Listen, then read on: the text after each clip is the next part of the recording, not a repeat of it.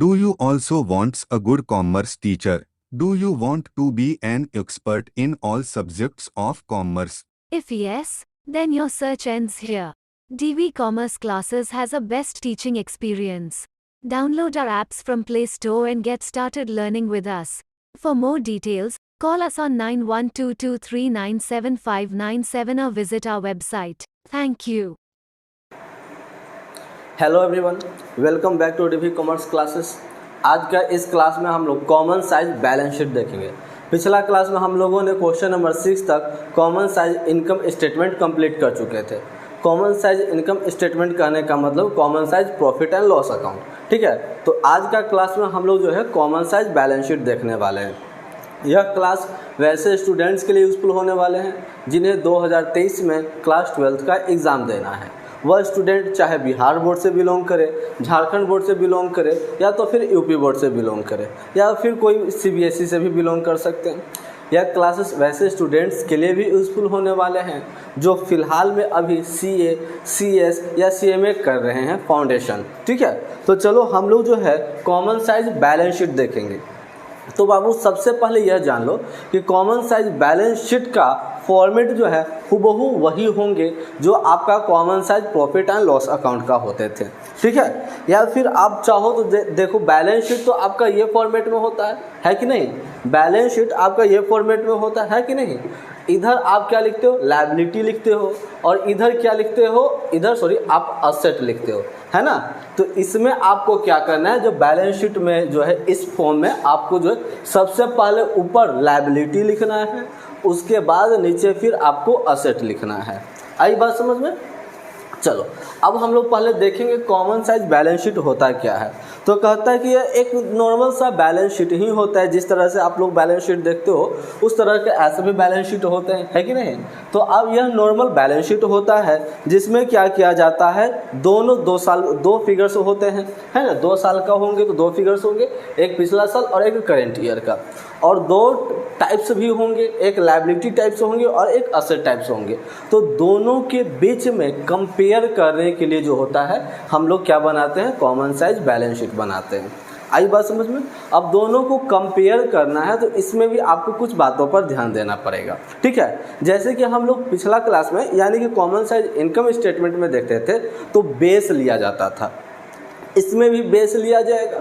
तो इसमें हम लोग बेस किसका लेंगे, तो इसमें हम लोग टोटल असेट या तो फिर टोटल लायबिलिटी। हमारा बैलेंस शीट का रूल कहता है कि टोटल असेट और टोटल लायबिलिटी दोनों इक्वल होते हैं।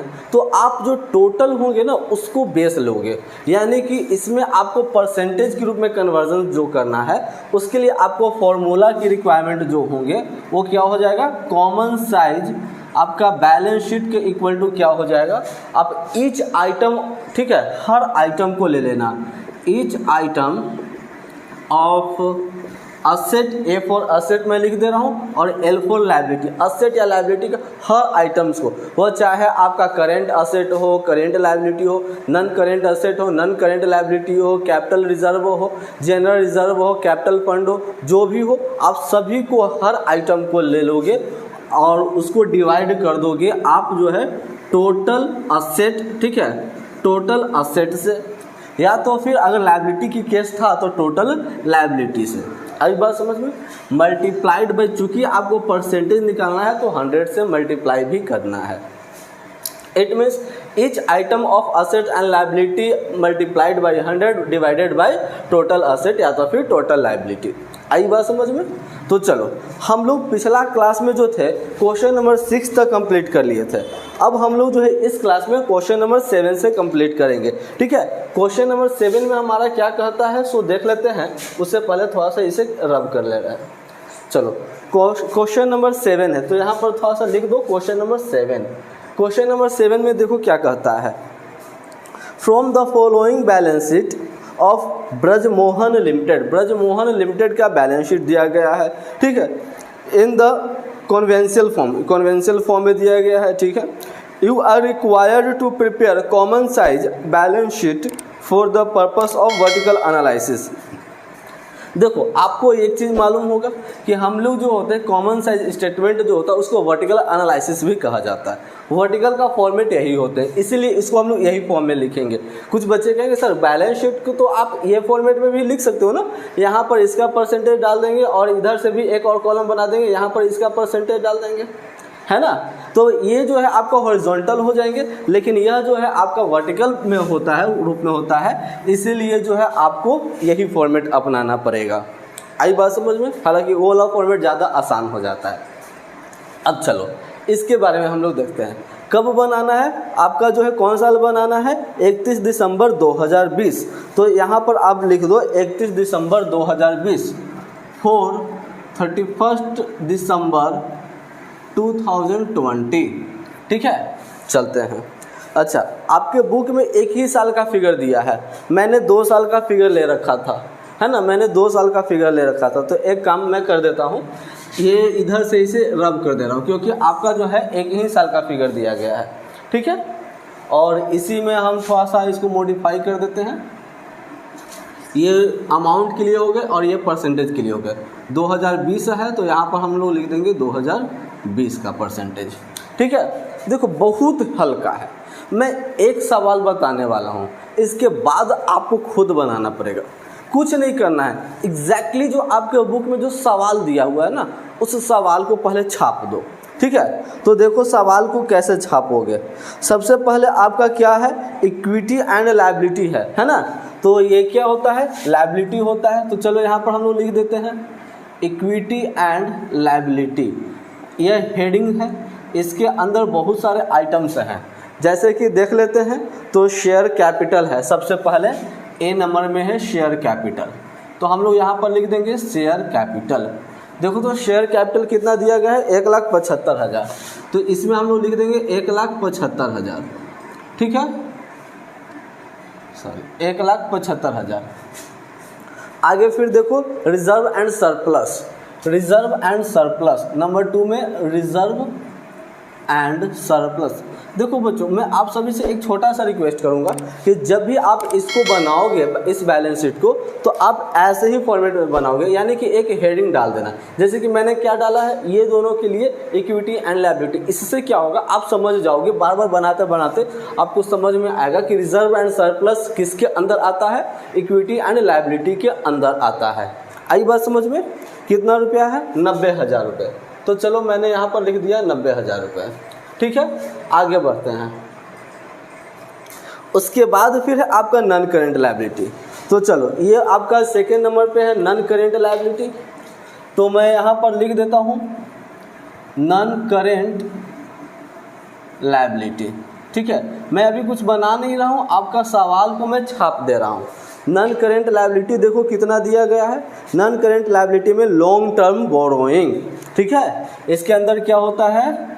Long term borrowing. अगर आपसे कोई पूछे कि बताना लॉन्ग टर्म बोरोइंग या लॉन्ग टर्म डिबेंचर जिसको कहते हैं, वो किसके अंदर आता है? ठीक है, तो आप क्या बोलोगे कि यह जो है आपका नॉन करेंट लायबिलिटीज के अंदर आता है। ठीक है, कितना है? 1,00,000 रुपये हैं। आगे फिर बढ़ जाते हैं, आपका क्या कहता है? Current liability. ठीक है, तो नंबर 3 में हम लोग लिख दिए current liability. Current liability, current liability देखो इसके अंदर कुछ भी नहीं दिया है। अच्छा चलो 1,35,000 है, तो हम लोग लिख देते हैं 1,35,000। ठीक है, अब आओ सिंगल लाइन ड्रॉ करेंगे, टोटल आपका खत्म हो गया। एक सीक्वेंस होते हैं, देखो इसको आप अडॉप्ट कर सकते हो। सबसे पहले आप इक्विटी आता है, इक्विटी जब भी आएगा तो शेयर कैपिटल आएगा। आप इक्विटी एंड रिजर्व के नाम से भी लिख सकते हो। तो रिजर्व हो जाएंगे तो आप इक्विटी एंड रिजर्व कर दो, तो शेयर कैपिटल हो जाएंगे। फिर उसके बाद रिजर्व एंड सरप्लस हो जाएंगे, ये सब रिजर्व का हो जाएगा। नॉन करेंट लायबिलिटी यानी कि वैसा लायबिलिटी जिसे आप जो है लंबे समय तक यूज करते हो, है ना। तो जैसे long term borrowing, long term debenture, ये सब तो आप इशू ऑफ डिबेंचर वगैरह में भी पढ़े होंगे, तो ये आ जाएंगे। करेंट लायबिलिटी वैसा लायबिलिटी जिसे आप शॉर्ट टर्म के लिए यूज करते हो। तो एक फ्लो यूज होता है। देखो पहले लायबिलिटी, पहले जो है इक्विटी या तो फिर रिजर्व, ठीक है, इक्विटी रिजर्व पहले जाते हैं, फिर लॉन्ग टर्म जाते हैं, फिर शॉर्ट टर्म जाते हैं। इस तरह से फ्लो बनेगा और यही फ्लो को आप अडॉप्ट करोगे। ठीक है, चलो जल्दी से देखो, तो जोड़ने की तो ज़रूरत भी नहीं है, आपके बुक में तो दिया हुआ ही है, मैं तो सवाल को ही उतार रहा हूँ ना। 5 लाख ये आपका टोटल क्या है, लायबिलिटी है ना, ये आपका क्या है, टोटल लायबिलिटीज है। ठीक है, तो टोटल लायबिलिटी आपको यही जो 5 लाख देख रहे हो ना, इसी को आपको बेस लेकर के चलना है। याद करो क्वेश्चन नंबर 5 जो था, हाँ 5 जो था उसमें भी आपको यही कहा था, हालांकि वो प्रॉफिट एंड लॉस अकाउंट का था, उसमें भी कहा था कि टोटल इनकम को बेस लेना। ठीक उसी तरह से हमारा इसमें किसको बेस लेने को कहता है, टोटल लायबिलिटी को, या टोटल असेट को भी ले सकते हो, दोनों तो इक्वल होते हैं। अब चलते हैं असेट साइड में। तो अगर हम असेट साइड में चलते हैं तो आप पहले असेट साइड लिख दो, यहाँ पर असेट में लिख देता हूँ। ठीक है, असेट्स, इसके अंदर अगर मैं बात करूँ तो सबसे पहले नॉन करेंट असेट है। ठीक है, सबसे पहले क्या है, नॉन करेंट असेट। तो चलो नॉन करेंट असेट, इसके अंदर क्या है सो ज़रा देख करके बताना। तो नॉन करेंट असेट में जो है आपका फिक्स्ड असेट दिया गया है, तो मैं लिख दे रहा हूँ फिक्स्ड असेट। देखो मैं इस तरह से करके लिख दे रहा हूँ, कोई दिक्कत नहीं है, ये मत कहना सर आपने ऐसा लिख दिया बुक में वैसा लिखो, अब जैसे चाहो वैसे लिख सकते हो। ठीक है, कितना है, 3,50,000, 3,50,000। ठीक है, इसके बाद फिर आगे आपका क्या है, करेंट असेट है। तो चलो यहाँ पर मैंने लिख दिया करेंट असेट। ठीक है, इसमें कोई हेडिंग नहीं है, 1,50,000। चलो इसको भी आप टोटल ऐड करके देखो तो बाबू 5 लाख हो जाएंगे, बिल्कुल हो जाना चाहिए 5 लाख, है कि नहीं। तो ये हो गया आपका, मैंने अभी तक मैंने क्या किया है, सवाल को नोट किया है। अब आपको इसमें परसेंटेज का फॉर्म में डालना है। तो परसेंटेज कैसे डालोगे, देखोगे 1,75,000, ठीक है, 1,75,000 multiplied by 100 divided by 5 lakh, तो आपके पास कितना परसेंटेज हो जाएंगे, 35%। ठीक है, आगे बढ़ो, 90,000 गुना 100 भागा 5 लाख, आपके पास कितना प्रतिशत हो जाएगा, 18%। आगे बढ़ते हैं, 1 लाख गुना 100 भागा 5 लाख, कितने परसेंट हो जाएंगे आपके पास, 20%। ये हो गए 20%। आगे बढ़ते हैं, 1,35,000 गुना 100 भागा 5 लाख, आपके पास कितने परसेंट हो जाएंगे, 27%। आई बात समझ में। अब आप चाहो तो देख सकते हो ऐड कर लो, ये सभी को ऐड करोगे तो आपके पास 100% हो जाएंगे। या तो फिर आप वैसे भी देख सकते हो, क्रॉस वेरिफिकेशंस कर सकते हो। 5 लाख, इसके लिए 5 lakh multiplied by 100 divided by 5 lakh, यानी कि 100 हो जाएंगे। तो सिमिलरली उसी तरह से आप यहाँ भी कर सकते हो, सर इसमें भी 100 होने वाले हैं, बिल्कुल इसमें भी 100 होने वाले हैं, क्योंकि 5 लाख गुना 100 भागा 5 लाख 100 ही होंगे। आप दूसरी तरह से चेक कर सकते हो। यहाँ पर चलो ये सबको दोनों में जो हमारा आइटम्स होगा, ये दोनों को ऐड करने के बाद तो वो देखते हैं, 3,50,000 गुना 100 भागा 5 लाख, तो आपके पास कितना परसेंटेज हो जाएंगे, 70% हो जाएंगे, 70% हो जाएंगे। आई बात समझ में। उसके बाद फिर आगे चलते हैं, 1,50,000 गुना 100 भागा 5 लाख, तो आपके पास जो है वो कितना परसेंट हो जाएंगे, आपके पास जो है वह 27% हो जाएंगे। अब देख लो, दोनों को ऐड करके देख लो, आपका जो है इक्वल हो जाते हैं, 100% हो जाते हैं। आई बात समझ में। और इस तरह से क्वेश्चन नंबर 7 कंप्लीट होता है। और क्वेश्चन नंबर 8 जो आपका कहता है वो भी हुबहू यही है, बस उसमें 2 साल का फिगर दिया गया है, तो आप पहले 2 साल का यहाँ पर डाल देना और उसका परसेंटेज और इसका परसेंटेज, जैसे अभी हमने प्रीवियस में मैंने जो था ये फॉर्मेट बनाया था वही फॉर्मेट में। ठीक है, तो इसलिए हुबहू वही है, तो ये अपने से भी आप ट्राई कर सकते हो, खुद से ट्राई करो, बन जाएगा। ठीक है, इसलिए क्वेश्चन नंबर 8 को मैं नहीं बताने वाला हूँ।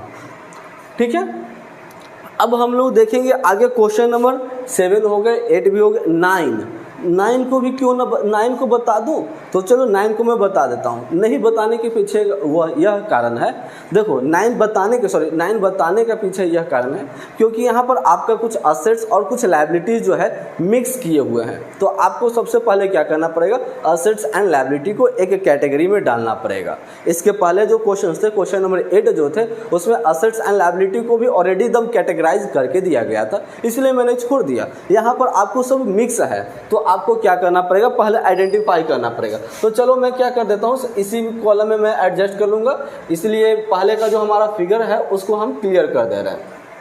ठीक है, चलते हैं, इसको भी पूरा क्लियर ही कर दो ना। चलो ये हमारा अमाउंट वाला फिगर क्लियर हो गया। अब चलो देखते हैं हम लोग ज़रा क्वेश्चन नंबर 9 में क्या कहता है। From the following information prepare, अच्छा 2 साल का है बाबू, नहीं तो मुझे क्लियर ही पूरा करना पड़ेगा, या फिर इधर से मैं कॉलम बना देता हूँ, एक्सटेंड कर ले रहा हूँ, ठीक है। आप लोग भी इसी तरह से बना लेना, इसी में मैं कॉलम को थोड़ा सा एक्सटेंड कर दे रहा हूँ। ये परसेंटेज का हो जाएगा और ये वाला हमारा हो गया अमाउंट के लिए, ठीक है।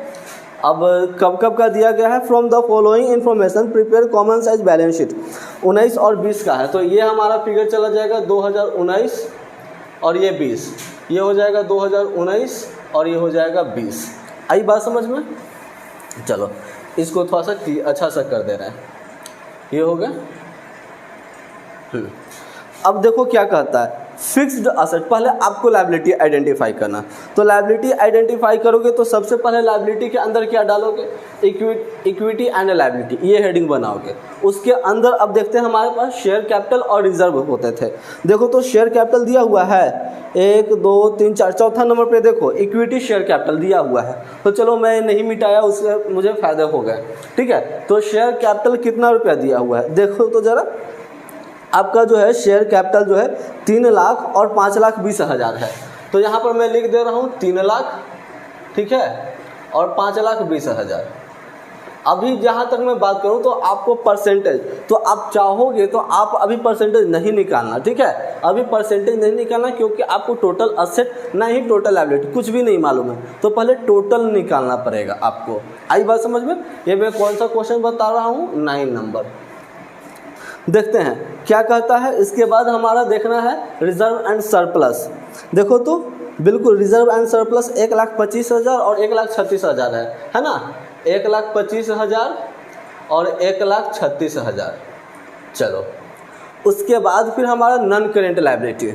देखो तो जब नॉन करेंट लायबिलिटी में लॉन्ग टर्म बोरोइंग वगैरह, फिक्स्ड कैपिटल तो असेट है, इन्वेस्टमेंट भी असेट है, करेंट असेट भी असेट है, और एक हमारे पास बचा करेंट लायबिलिटी, जो कि हमारा क्या होता है, आपका जो है करेंट लायबिलिटी है, तो ये वाला कॉलम नहीं जाएगा यहाँ पर, इसे हमें क्लियर कर देना है, ठीक है।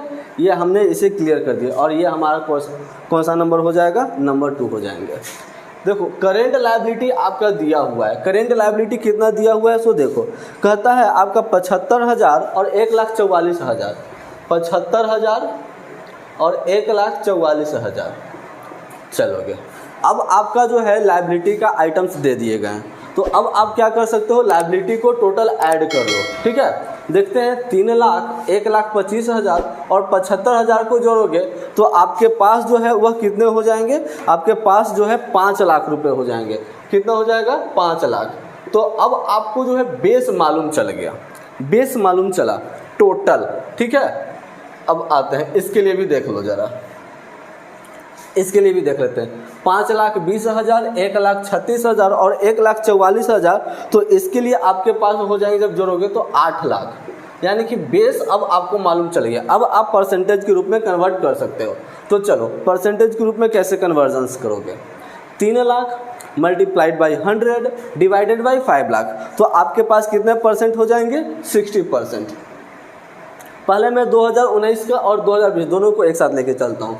5,20,000 गुना 100 भागा 8 लाख, तो आपके पास कितने परसेंट हो जाएंगे, 65%। आई बात समझ में? इसके बाद फिर देखते हैं 1,25,000 मल्टीप्लाइड बाई 100 और डिवाइडेड बाई 5 लाख, तो आपके पास जो है वह 25% हो जाएंगे। फिर से आगे बढ़ते हैं, 1,36,000 multiplied by 100 divided by 8 lakh, आपके पास जो है वह 17% हो जाएंगे। Next 75,000 multiplied by 100 divided by 5 lakh, आपके पास जो है वह कितने परसेंट हो जाएंगे, 15%, 15% हो जाएंगे। उसी तरह से 1,44,000 मल्टीप्लाइड बाई 100 और डिवाइडेड बाई 8 लाख, 8 लाख, तो आपके पास जो है वह 18% हो जाएंगे। आई बात समझ में? अब आपको टोटल ऐड करके देख सकते हो। अब चाहो तो इसके लिए भी जैसे अभी हम लोगों ने ऐसे किया कैलकुलेशन, वैसे इसके साथ भी कर सकते हो। 5 lakh multiplied by 100 divided by 5 lakh, तो आपके लिए 100% हो जाएंगे, पहला। दूसरा 60, 25 और 15 को ऐड करके देख लो, आपके पास 100 हो जाएंगे, दूसरा। 8 lakh multiplied by 100 divided by 8 lakh 100% हो जाएंगे। उसी तरह से 65 प्लस 17 प्लस 18 इक्वल टू 100%। आई बात समझ में? अब चलते हैं हम लोग असेट्स की तरफ। असेट में हमारा कहता है नॉन करेंट असेट के अंदर आ जाएगा फिक्स्ड असेट। फिक्स्ड असेट देखो तो कितना है, 2,50,000 और 5,60,000। 2,50,000 और 5,60,000, ठीक है। तो चलते हैं, अब आप चाहो तो इसका भी परसेंटेज अभी से ही निकाल सकते हो।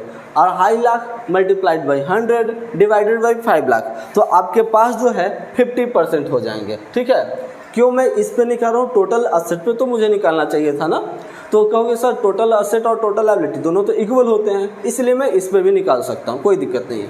5,60,000 मल्टीप्लाइड बाई 100 और डिवाइडेड बाई 8 लाख 8 लाख, तो आपके पास जो है वह 70% हो जाएंगे, 70%। फिर आगे बढ़ते हैं इन्वेस्टमेंट। इन्वेस्टमेंट भी आपका जो है क्या है, इन्वेस्टमेंट भी फिक्स्ड असेट होता है लंबे समय के लिए। तो चलो मैं यहाँ पर जो हूँ इन्वेस्टमेंट डाल दे रहा हूँ, ठीक है। इन्वेस्टमेंट देखते हैं इन्वेस्टमेंट कितना दिया गया है आपका, 1,20,000 1,20,000, ठीक है। इसको थोड़ा सा क्लियर कर दे रहे हैं, अच्छा से लिख देते हैं, है ना। इन्वेस्टमेंट 1,20,000 1,20,000 और फिर है आपका 1,12,000 1,12,000।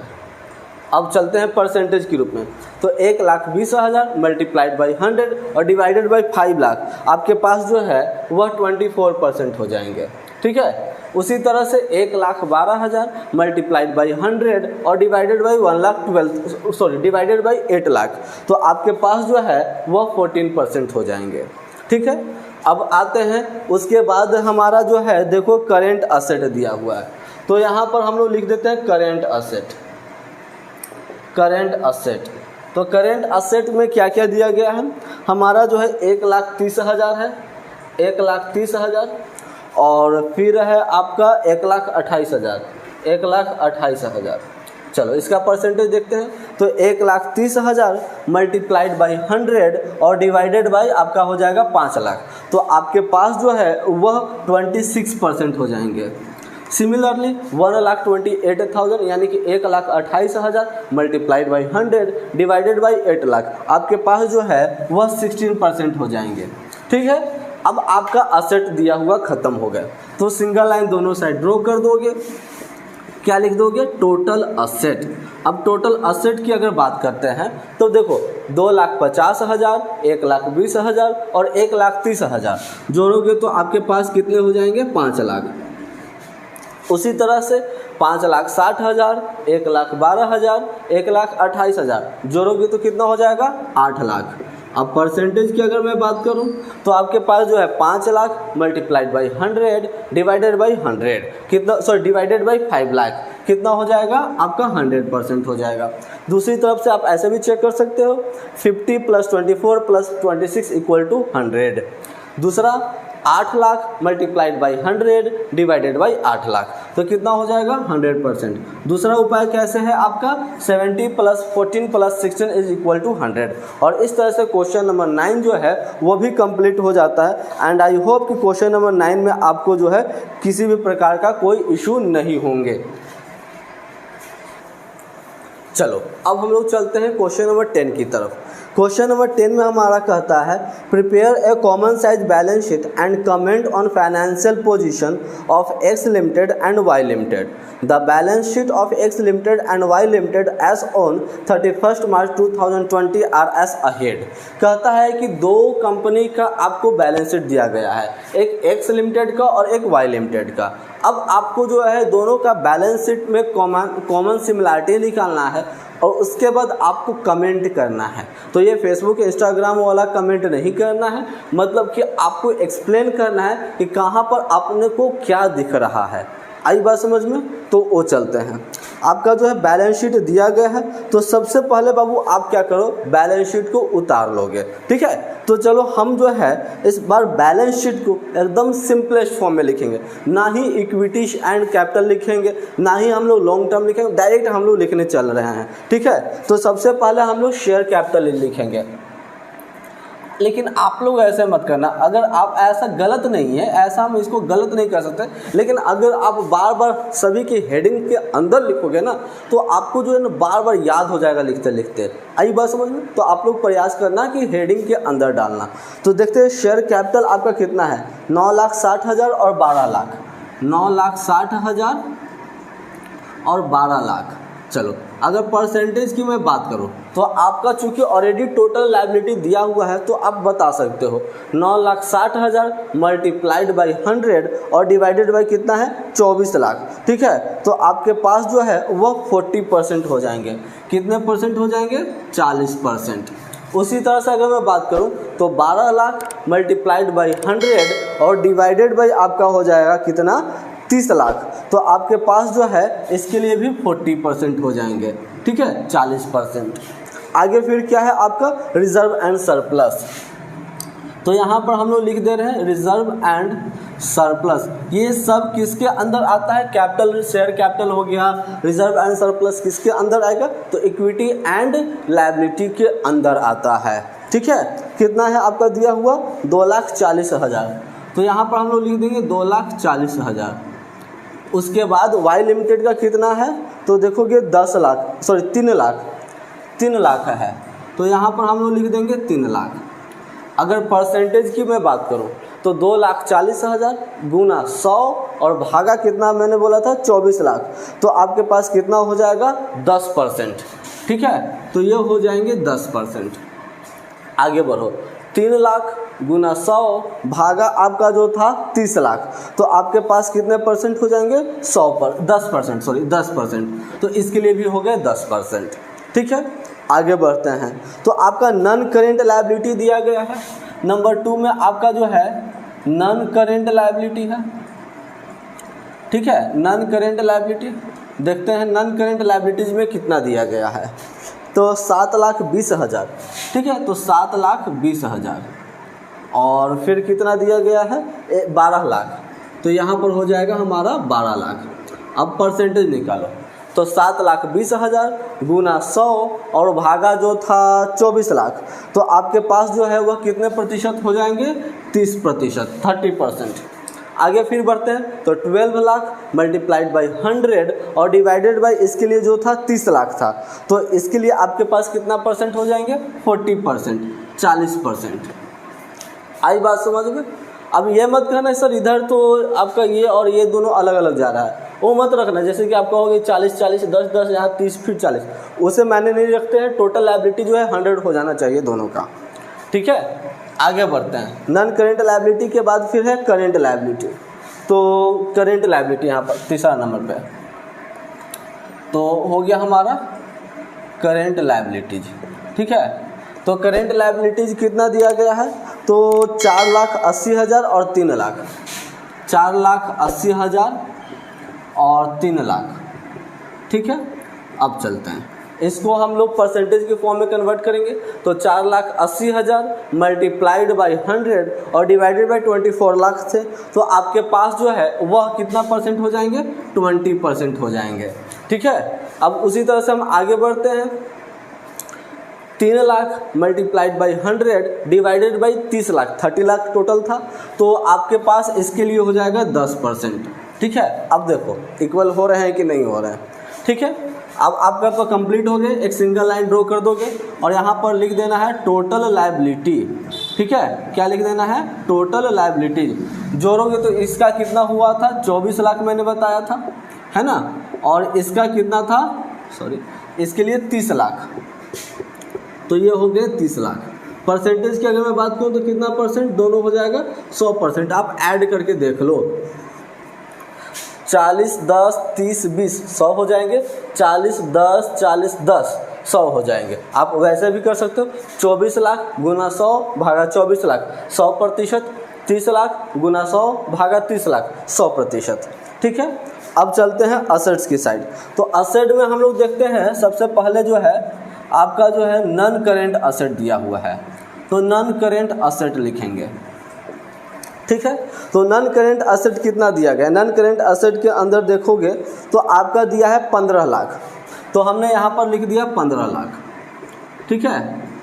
उसके बाद फिर क्या दिया हुआ है 18 लाख, तो यहाँ पर मैंने डाल दिया 18 लाख, ठीक है। अब चलो तो 15 लाख गुना 100 भागा 24 लाख आपके पास कितना हो जाएगा, तो देखोगे तो इसका 62.5, ठीक है, 62.5। सिमिलरली 18 लाख मल्टीप्लाइड बाई 100 और डिवाइडेड बाई 30 लाख आपके पास कितने प्रतिशत हो जाएंगे, 60 पूरे, ठीक है। आगे बढ़ते हैं। फिर आपका दिया हुआ है करेंट असेट, तो यहाँ पर हम लोग लिख देंगे करेंट असेट। करेंट असेट देख लेते हैं कितना है, 9 लाख और 12 लाख, 9 लाख 12 लाख, ठीक है। परसेंटेज निकालो, 9 lakh multiplied by 100 divided by 24 lakh, तो आपके पास जो है 37.5 आ जाएंगे, ठीक है। उसी तरह से 12 लाख मल्टीप्लाइड बाई 100 और डिवाइडेड बाई 30 लाख, तो आपके पास कितना परसेंट हो जाएंगे, 40% हो जाएंगे, ठीक है। अब आपका जो है टोटल असेट्स कंप्लीट हो जाते हैं। सिंगल लाइन ड्रॉ करोगे, फिर क्या आपको लिखना पड़ेगा, टोटल असेट। आओगे टोटल असेट देख लो, 15 लाख और 9 लाख जोड़ करके देखो तो 24 लाख हो जाएंगे। उसी तरह से 18 लाख और 12 लाख को जोड़ करके देखो 30 लाख हो जाएंगे। अगर परसेंटेज की बात है तो 62.5 और 37.5 को जोड़ करके देखो 100% हो जाएंगे। 60 + 40 को जोड़ करके देखो 100% हो जाएंगे। आप क्रॉस वेरिफिकेशन से मैंने बताया था वैसे भी कर सकते हो, और इस तरह से आपका जो है क्वेश्चन नंबर 10 का जो फॉर्मेट कंप्लीट हो जाएगा। अब देखो कहता है आपको कमेंट करने को, तो ये कमेंट आपको खुद कर सकते हो। ऐसे नहीं बोल सकते हो कि एक्स लिमिटेड कंपनी का जो है शेयर कैपिटल का परसेंटेज 40%, एक्स लिमिटेड और वाई लिमिटेड दोनों का शेयर कैपिटल इक्वल रहा है, और अगर एक्स लिमिटेड और वाई लिमिटेड का अगर मैं बात करूं तो रिजर्व एंड सरप्लस दोनों का भी इक्वल रहा है, 10% रहे। उसी तरह से अगर मैं नॉन करेंट लायबिलिटी की अगर मैं बात करता हूं तो एक्स लिमिटेड का 30% है जबकि वाई लिमिटेड का 40% था। अगर करेंट लायबिलिटी की मैं बात करूं तो एक्स लिमिटेड के पास 20% थे और वाई लिमिटेड के पास 10% थे। सिमिलरली अगर नॉन करेंट असेट की मैं बात करूं तो एक्स लिमिटेड के पास 62.5% थे और वाई लिमिटेड के पास 60% थे। अगर करेंट असेट की मैं बात करूं तो एक्स लिमिटेड के पास 37.5% थे करेंट असेट्स और वाई लिमिटेड के पास 40% थे। आई बात समझ में? इस तरह से आपको इसके बारे में एक्सप्लेन करना है। तो एंड आई होप कि आपको क्वेश्चन नंबर 10 क्लियर हो गए, और क्वेश्चन नंबर 11 में जो आगे कहता है वो ट्रेंड एनालिसिस है। तो हम लोग नेक्स्ट क्लासेस में ट्रेंड एनालिसिस के ऊपर चलेंगे। तब तक के लिए रुकते हैं, मिलते हैं नेक्स्ट क्लास में नेक्स्ट टॉपिक के साथ। तब तक के लिए goodbye, take care. Do you also want a good commerce teacher? Do you want to be an expert in all subjects of commerce? If yes, then your search ends here. DV Commerce Classes has a best teaching experience. Download our apps from Play Store and get started learning with us. For more details, call us on 9122397597 or visit our website. Thank you.